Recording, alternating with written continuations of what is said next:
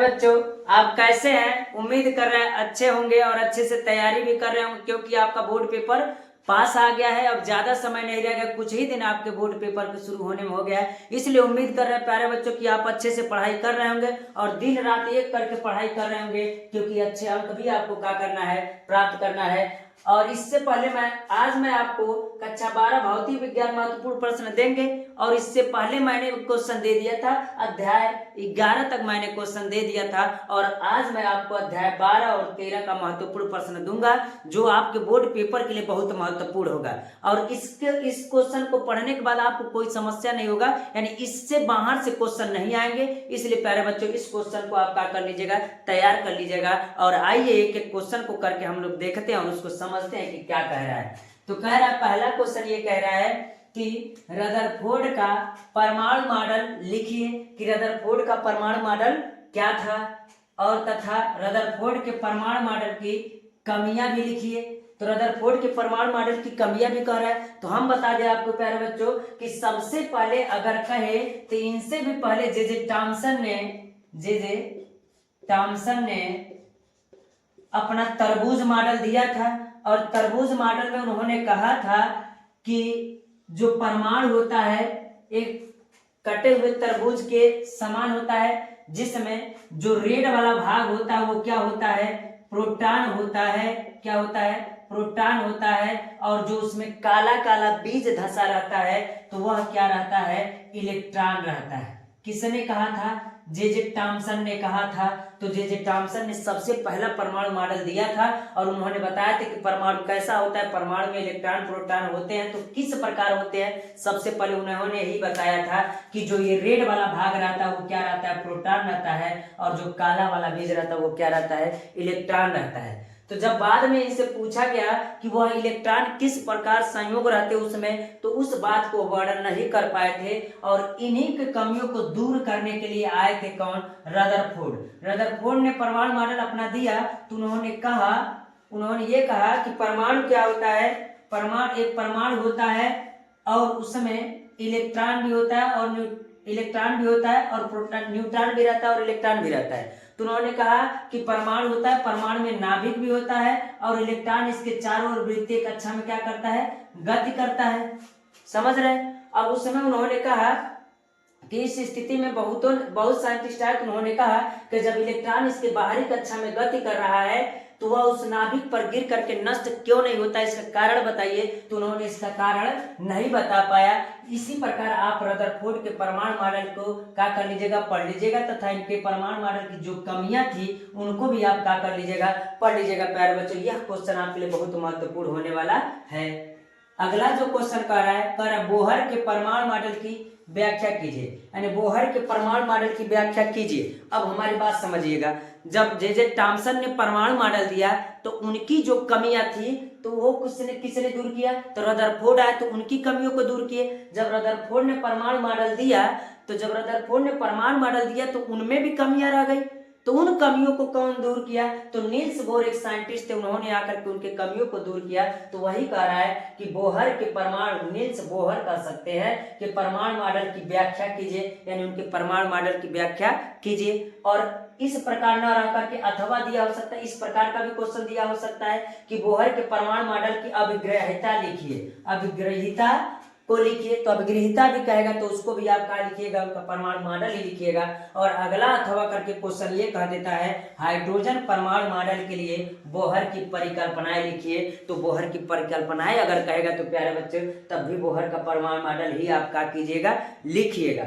आइए इस प्रकार इसको पढ़ लेते हैं, नील्स बोहर के परमाणु मॉडल को पढ़ लीजिएगा, इंपॉर्टेंट है। अगला जो क्वेश्चन आपके लिए कह रहा है हाइड्रोजन परमाणु के उत्सर्जन स्पेक्ट्रम में प्राप्त होने वाली विभिन्न उत्सर्जन श्रेणी की व्याख्या कीजिए। यानी हम बता दें आपको कि अगर इसका पढ़ेगा हाइड्रोजन परमाणु के उत्सर्जन स्पेक्ट्रम में प्राप्त होने वाली विभिन्न उत्सर्जन श्रेणियों को, तो मैं आपको बता दूं श्रेणी कौन सी होती है, आप पढ़े भी होंगे। लाइमन श्रेणी, बामर श्रेणी, पास्सन श्रेणी, ब्रैकेट श्रेणी और फुंड श्रेणी होता है। और आपको बहुत आसान तरीके से पढ़े होंगे कि आप जानते होंगे कि जब हम कहेंगे कि अगर ये क्वेश्चन पूछ देगा कि लाइमन श्रेणियों को बताइए या एक प्रकार का ये क्वेश्चन पूछ सकता है कि हाइड्रोजन परमाणु उत्सर्जन स्पेक्ट्रम में प्राप्त होने वाली विभिन्न उत्सर्जन श्रेणी। जब विभिन्न कहेगा तो उस समय आपको पांचों श्रेणियों का क्या करना पड़ेगा, तो वर्णन करना पड़ेगा।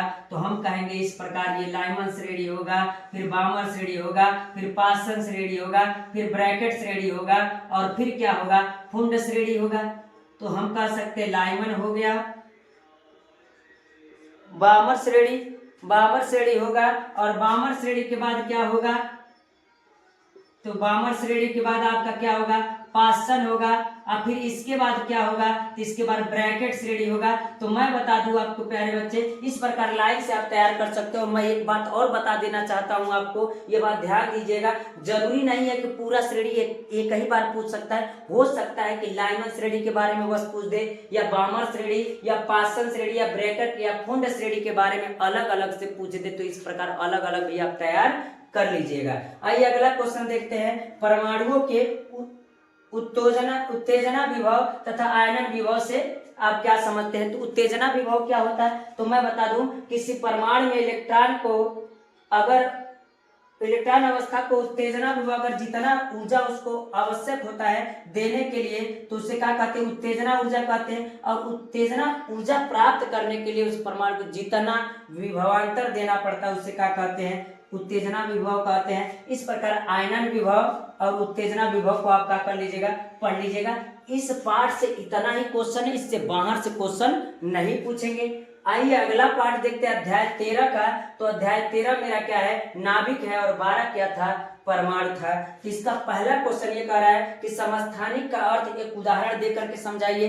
तो समस्थानिक किसे कहते हैं, तो याद होगा, परमाणु जब किसी तत्व का परमाणु क्रमांक, जब कई तत्वों का परमाणु क्रमांक समान हो लेकिन द्रव्यमान संख्या क्या हो, भिन्न भिन्न हो, तो उसे क्या कहते हैं, समस्थानिक कहते हैं। जैसे क्या कह रहा है, तो ये कह रहा है कि जब किसी तत्व का परमाणु क्रमांक समान होगा और द्रव्यमान संख्या क्या होगी, भिन्न भिन्न होगी, तो उसको हम क्या कहते हैं, समस्थानिक कहते हैं। जैसे आपको पता भी होगा कि अगर हम कह दें कि मान लीजिए कि अगर कोई तत्व है, अगर मान लीजिए 11 N23, तो आपको पता है कि नीचे वाले भाग को हम क्या कहते हैं, परमाणु क्रमांक कहते हैं। क्या कहते हैं, परमाणु क्रमांक कहते हैं। और ऊपर वाले को क्या कहते हैं, तो द्रव्यमान संख्या कहते हैं, द्रव्यमान संख्या कहते हैं। तो ये कह रहा है कि वह तत्व जिनके परमाणु क्रमांक समान होते हैं लेकिन द्रव्यमान संख्या क्या होता है, भिन्न भिन्न होता है, तो उसे हम क्या कहते हैं, समस्थानिक कहते हैं। इसी प्रकार का संभारिक किसे कहते हैं, तो संभारिक को इसी तरीके से परिभाषित कर दीजिएगा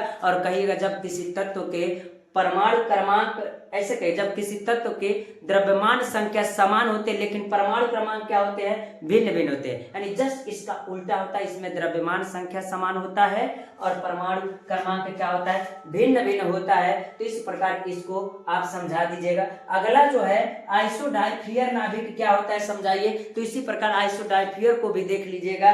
और इसका अगला जो क्वेश्चन, चौथा जो क्वेश्चन होगा वह निम्न प्रकार। अगला क्वेश्चन जो है वह निम्न प्रकार है, कह रहा है कि नाभिकीय बल क्या होते हैं, इन बलों की विशेषताओं का उल्लेख कीजिए।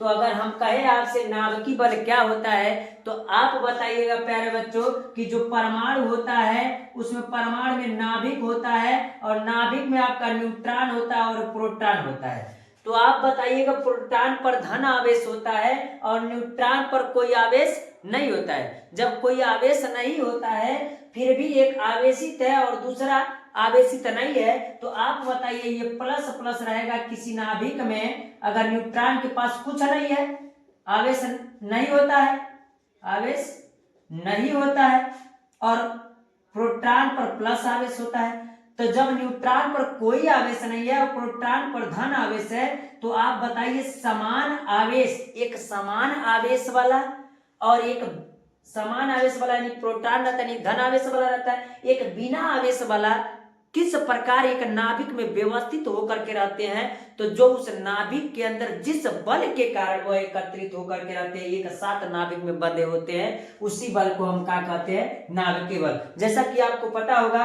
अगर किसी भी एक जगह पर अगर धन धन बस आवेश को रख दिया जाए तो कभी एक दूसरे को आकर्षित नहीं करेगा वो। और आपको पता भी है कि वो आकर्षित नहीं करेगा। जैसे चुंबक होता है, अगर धन धन रहेगा तो नहीं चिपकेगा, एन रहेगा तो नॉर्थ साउथ रहेगा चिपकेगा, साउथ साउथ रहेगा तो नहीं चिपकेगा, नॉर्थ नॉर्थ रहेगा नहीं चिपका। लेकिन इसमें धन धन ही रह करके उसी में व्यवस्थित रहता है, तो उनके बीच जो बल कार्य करता है उसको क्या कहते हैं? नाभिकीय बल कहते हैं। इस क्वेश्चन को देख लीजिएगा, इन बलों की विशेषताओं का उल्लेख कर लीजिएगा।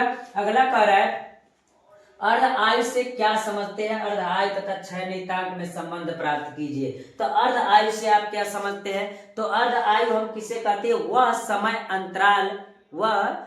अंतराल जिस समय नाभिक में जो प्रोटॉन होता है वह या न्यूट्रॉन जो होता है वो प्राथमिक यानी प्रारंभिक का आधा रह जाता है, तो उसे क्या कहते हैं? अर्ध आयु काल। वह समय जिसमें वह प्रारंभिक मान का आधा रह जाता है तो उसको क्या कहते हैं? अर्ध आयु काल कहते हैं, अर्ध आयु कहते हैं। अर्ध आयु तथा क्षय नियतांक में संबंध भी देख लीजिएगा। अगला क्वेश्चन कर नाभिक की बंधन ऊर्जा प्रति न्यूक्लियन से आप क्या समझते हैं? तो ये तो एकदम इजी है कि नाभिक के बंधन ऊर्जा से, समझ रहे हैं। और न्यूक्लियन जो इसमें न्यूट्रॉन और प्रोटॉन आते हैं उनको न्यूक्लियन कहते हैं, तो इनको भी आप देख लीजिएगा।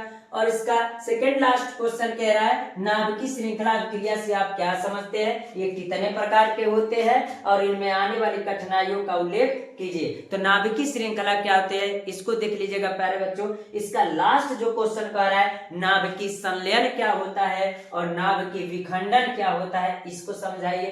तो संलयन का मतलब ही समझ रहे, संलयित होना यानी जुड़ना।